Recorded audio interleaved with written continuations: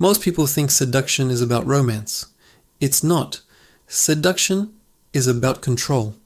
It is about quietly getting inside someone's mind until they can't stop thinking about you, even when they want to. In his book, The Art of Seduction, Robert Greene reveals something disturbing. Almost every dangerously attractive person you've ever met fits into one of 9 psychological archetypes. And here's the scary part. So do you. In this video, we're going to break down the 9 types of seducers, what they look like in real life, how they hook their victims, and the hidden dark side behind each one. As you watch, I want you to do 2 things. First, figure out which type you are. Second, figure out which type usually manipulates you. Because if you don't know your pattern, you're not just romantic, you're predictable. And predictable people are easy to control. Let's start with the most obvious one.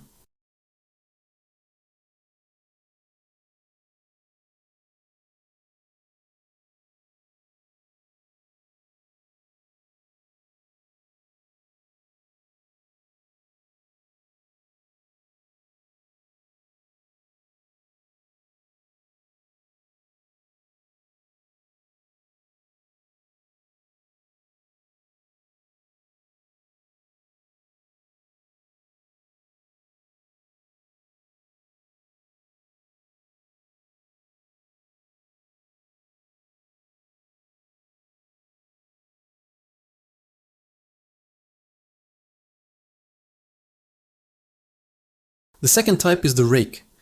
Where the siren attracts by being desired, the rake seduces by desiring you, violently, obsessively. The rake is the person who makes you feel like you are the only one in the world. They pursue you shamelessly. They text back instantly. They compliment you constantly. And they always suggest something slightly forbidden. Their honesty about wanting you makes you drop your guard. You think, if they're this obsessed, they must be genuine.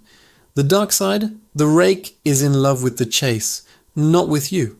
The moment you surrender, the high disappears. So they need a new target. If you constantly fall for intense, fast with soulmates after 2 days, types, you've probably met a rake. The third type is the ideal lover. This one is subtle and extremely dangerous. The ideal lover doesn't show you who they are. They show you who you want. They study you. They listen to your complaints. No one understands me. I always choose the wrong person. They collect these details like data. Then they construct a perfect mask. If you're intellectual, they're deep. If you're wild, they're spontaneous. The dark side, once you're fully invested, the mask can drop.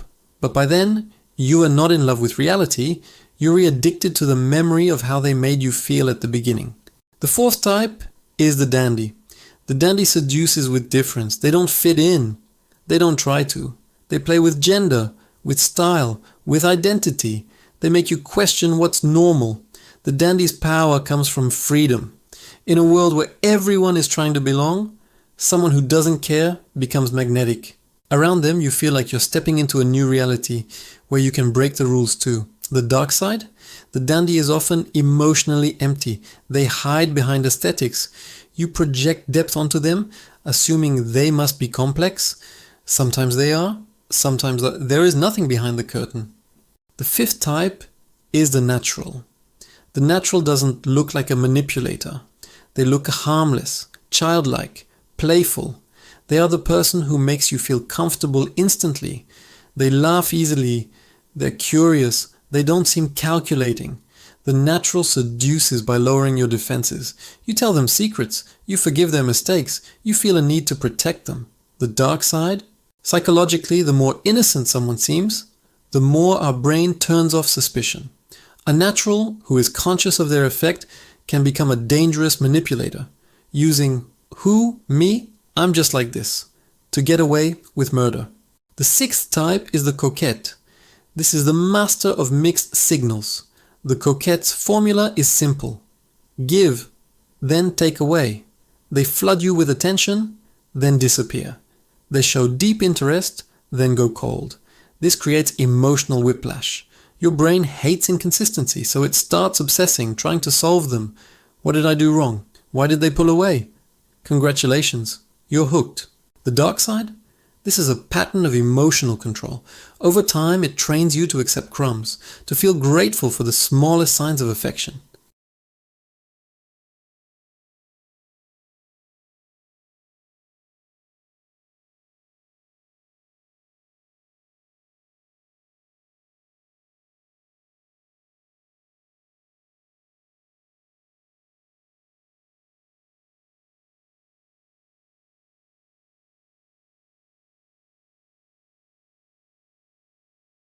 They just know that making you feel good about yourself is the fastest way to get what they want: cooperation, loyalty, or obedience. The eighth type is the charismatic.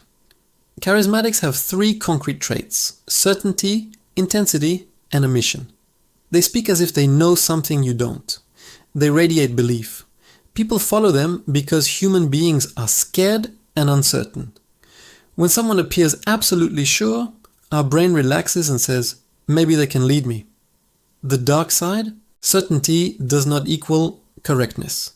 History is full of charismatic monsters who use their intensity to drag entire crowds into darkness. The ninth and final type is the star. The star seduces from a distance.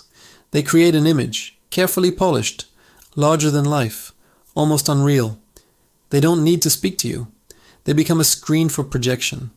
You don't know them, but you feel like you do. You fill the gaps with your own fantasies, the dark side.